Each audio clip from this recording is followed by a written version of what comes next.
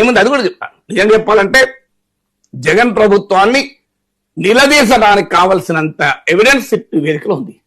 ఏమనుంది? అసలు ఒక్క చుక్క నెయ్యి లేకుండా ఈ హవాలా ఏజెంట్లతో ఈ అక్రమ వ్యాపారులతో కుమ్ముక్కయ్యారు. సో ఎక్కడా అందులో నెయ్యి లేదు. వారు చేసింది ఏంటంటే ఇది వర్చువల్ మ్యానుఫ్యాక్టరీ. అసలు ఫ్యాక్టరీ లేదు, అంతా కాగితాల పైన. అసలు వాడు ఒక్క చుక్క పాలు ప్రొక్యూర్ చేయలేదు, ఒక్క గ్రాము నెయ్యి వెన్న ప్రొక్యూర్ చేయలేదు.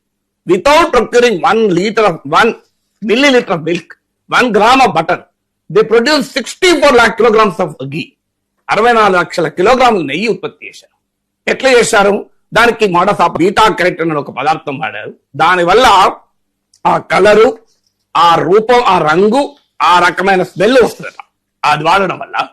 తర్వాత ఇది essentially synthetic ghee, chemical ghee అన్న దాని కరెక్ట్ గా పేరు వాడాలంటే సింథటిక్ గీ.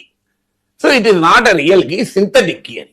దానికి హవాలా స్థాయిలో కూడా ఆపరేషన్స్ ఉన్నాయి. అందులో ఇప్పుడు హవాలా ఆపరేషన్ పట్టుకోవడానికి ఈడీ కూడా ఎంటర్ అయింది.